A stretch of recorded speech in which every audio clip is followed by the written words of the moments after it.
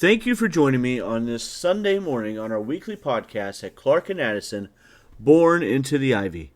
The best way to help grow the podcast is to listen to every episode, like the episode, leave a comment, and if you haven't yet, make sure to subscribe so that you will never miss an episode.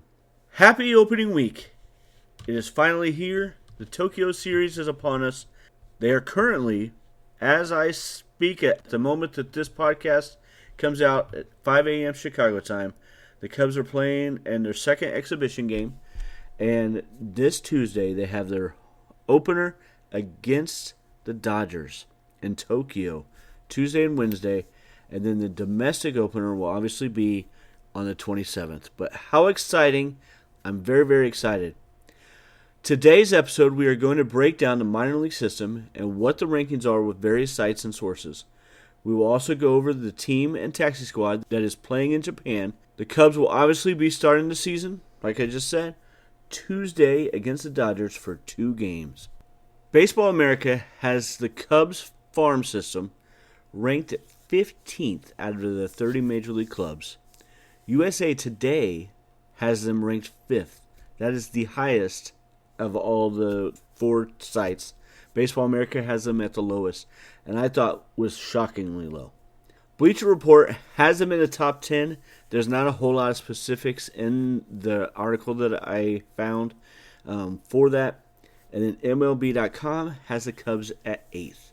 I think that's probably a pretty close spot. I think top 10 is a good spot. It's still a pretty strong system. It doesn't have a ton of huge superstar talent, I don't think, right now. But it's got some really good players coming up in the system. I was absolutely really, really surprised at how low the Baseball America had the Cubs. I know that trading Cam Smith hurt them quite a bit as far as the farm system goes, but still very surprising. The top 2 players for Baseball America and MLB.com were the same. Matt Shaw at 1, solidified there. Cade Horton at number 2. And then there's a little bit of a mix-up. Baseball America has Moises Ballesteros at 3, Owen Casey at 4. And that's flip-flopped with MLB.com, Owen Casey at 3, Ballesteros at 4.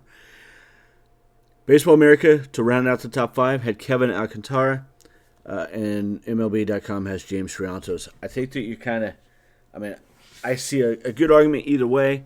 I think they're both very, very good. Those top 6, I think there's no going around it. They're pretty solidified in there.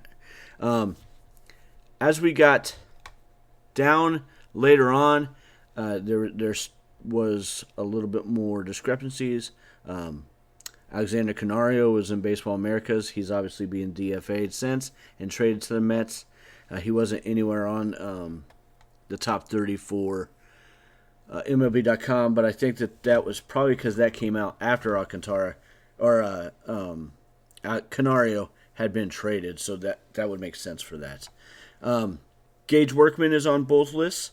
I talked about it last week. He has to make the Major League roster to be able to stay with the team and in the organization, unless they can work out some kind of trade with the Detroit Tigers if they wanted to send him down. But he has to be offered back to the team first. So, I think that there's a whole lot of upside. There's a lot of really young players, but for the first time in a while, there's a lot of really good players at AAA ready to be able to come up and fill some holes if there were some injuries or ineffective players or lots of different reasons why we would need to use those guys throughout the year. But Matt Shaw, Cade Horton, Ballesteros, Owen Casey, Kevin Alcantara, and James Triantos, along with probably Brandon Birdsell, all are expected to make some major contributions to the team at some point throughout the year. That's very, very exciting for the team to have such an influx of young talent. And that is on top of the players that they got up last year, like Pete Crow Armstrong, Miguel Amaya, Matt Shaw is not, well, no, Matt Shaw, we just talked about him there at the number 1 spot. But Lots of really good young talent. Michael Bush, that's the other one I was thinking of. Good young talent that the Cubs have going on the current MLB roster, and guys who can come up and make an impact as well. One very young player, he is 17 years old, that I'm very excited about, and he is ranked 12th on both Baseball America and MLB.com. Juan Thomas, I think, has a chance to have some really big upside and move up the prospect list quite a bit.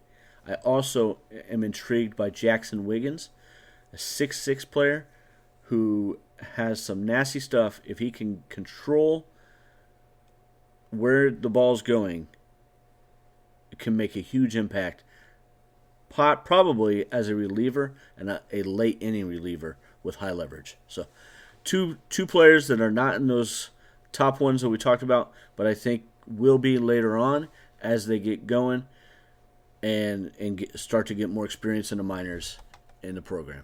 31 players made the trip to Japan, 17 pitchers and 14 position players.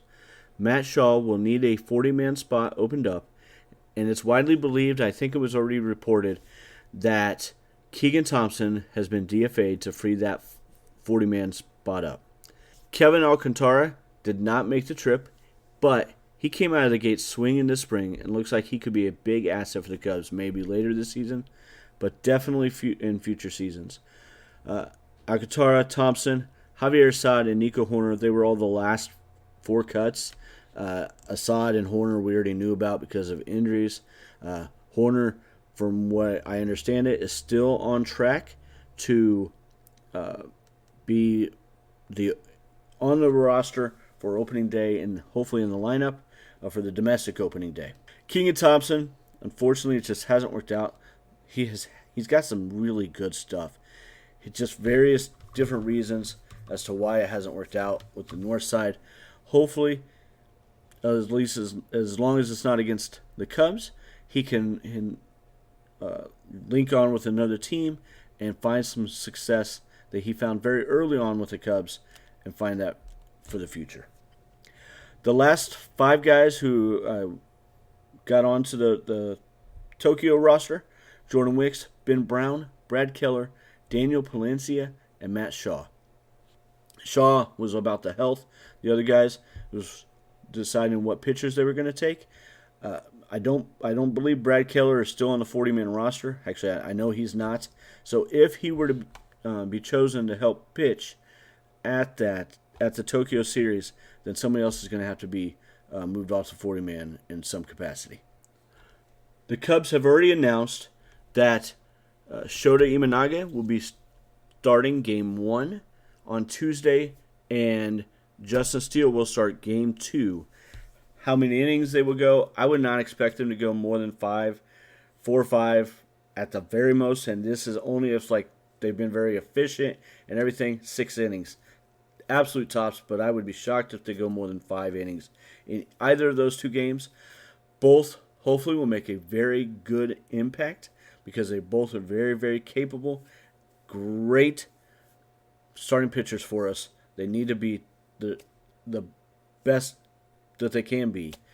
I expect Imanaga at some point will probably regress a little bit from last year, but that's not necessarily knocking him. I mean, he pitched amazing last year. Everybody's got to know that and understand that Wrigley Field was not a hitter's park that it tends to be. Last year it was much more of a pitcher-friendly park, and I think that could be a bit of a surprise at times for Imanaga as well as fans as they got used to seeing him dominate so much.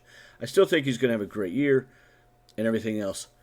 Hopefully he can get off on a right foot in Tokyo. I'm sure that will mean a lot to him and be really exciting.